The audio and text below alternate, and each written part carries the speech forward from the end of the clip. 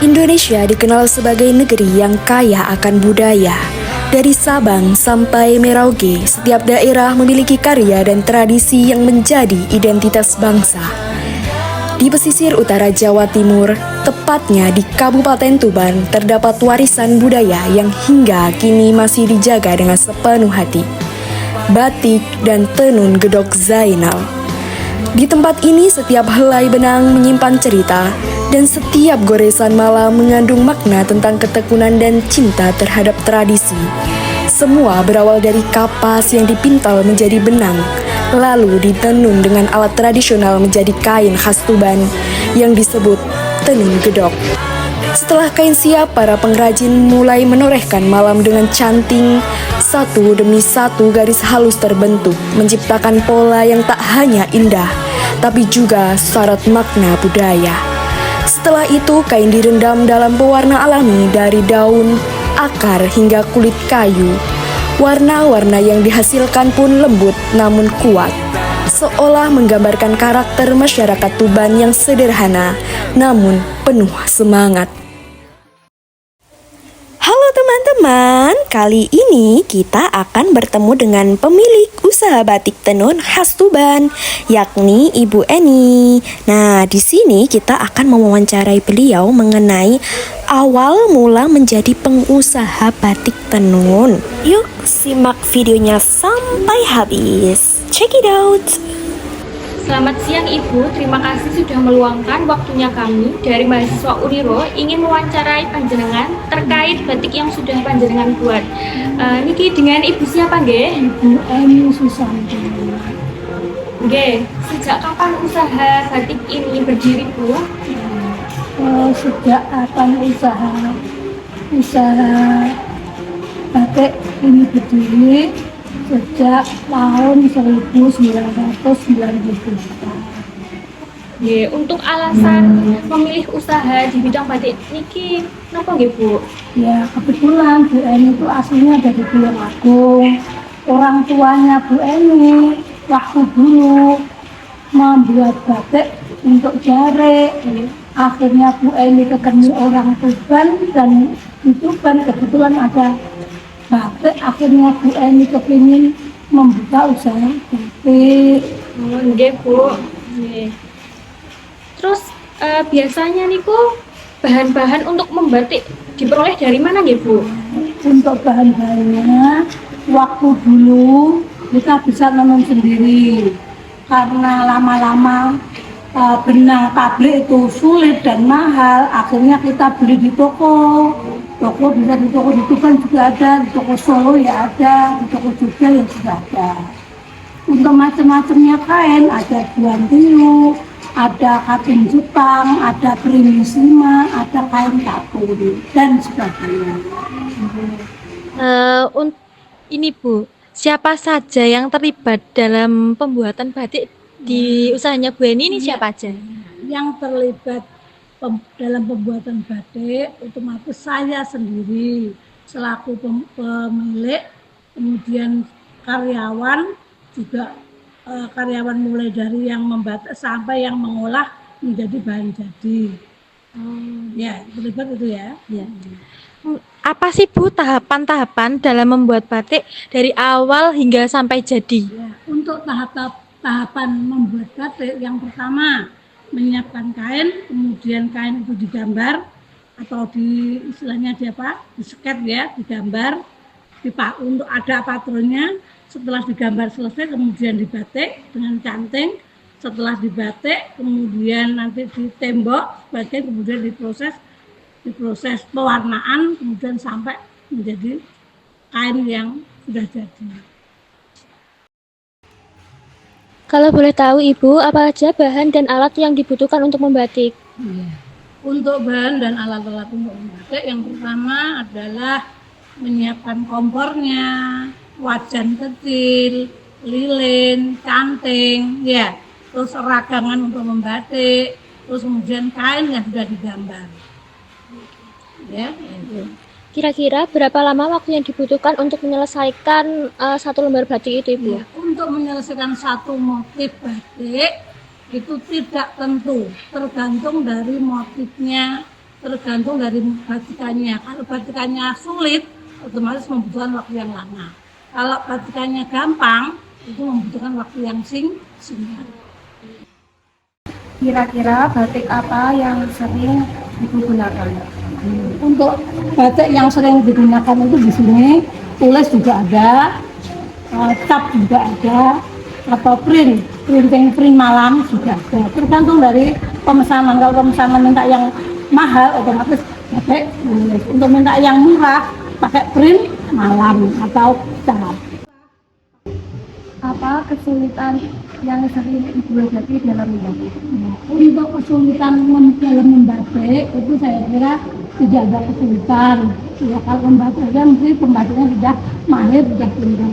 Yang kesulitannya kadang dalam pewarnaan.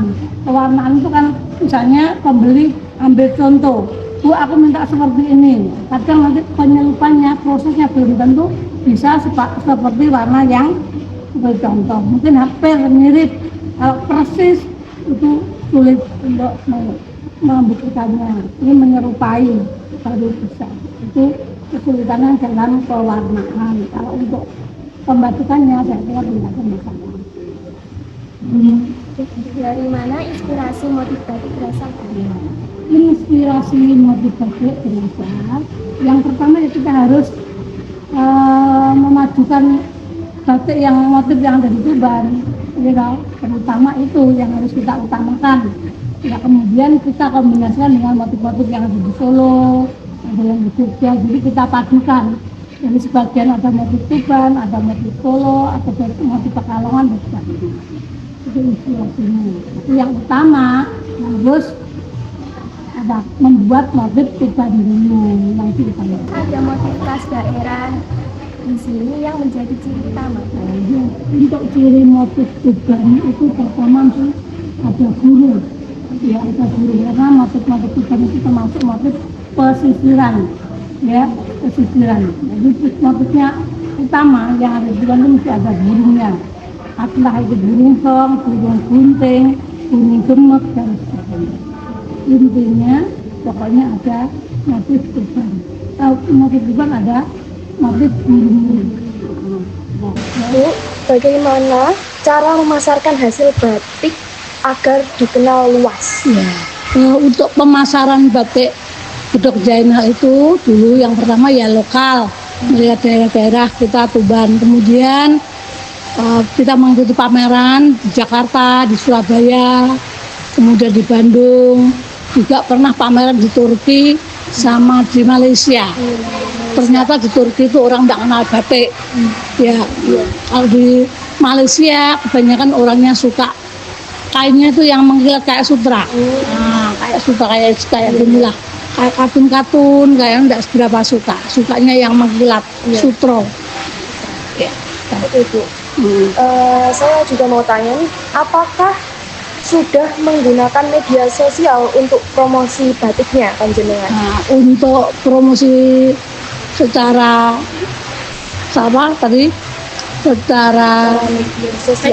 media sosial itu sudah anak-anakku ya.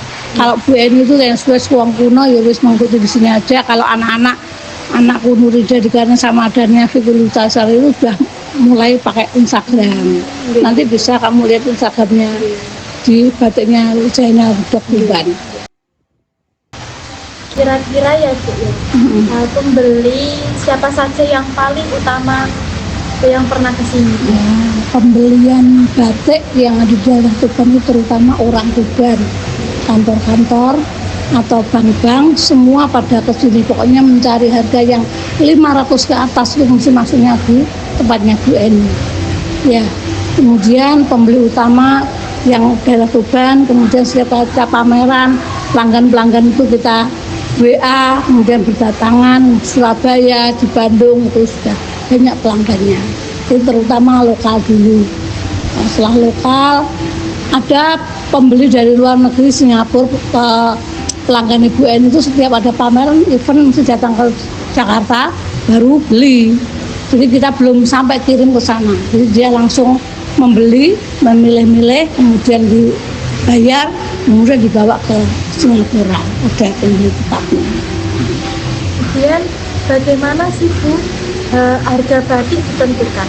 Ya, menentukan harga batik itu tergantung ya, menentukan harga batik mahal atau sedang atau murah itu biasanya melihat pembatikannya lama, gitu, pewarnaannya banyak. Jadi kalau satu kain ini warnanya 5 kali warna, ada hijau, ada putih, ada merah, ada itu, ya prosesnya kan lebih lama, itu harganya lebih mahal. Kalau batiknya hanya satu warna hitam saja, hitam putih atau merah putih, itu lebih murah. Jadi penentuan batik itu lamanya membatik, lamanya proses itu menentukan harga yang mahal. Kalau prosesnya mudah, otomatis harganya juga mudah. Jenis batik apa saja Bu yang diproduksi? Ya, untuk jenis batik yang diproduksi di sini mulai dari kain, ya kain, kemudian kaos. Kaos itu ya jarang-jarang kalau ada yang beli, ya baru kita proseskan. Terus baju-baju jadi ataupun kemeja laki-laki, itu aja. Outer-outer untuk anak-anak remaja juga ada, lengkap komplit, ya. Harapan Ibu sendiri terhadap keberlanjutan Nah, usaha. kelanjutan usaha ini, usaha batik ini. Ya, yang pertama Bu ini harus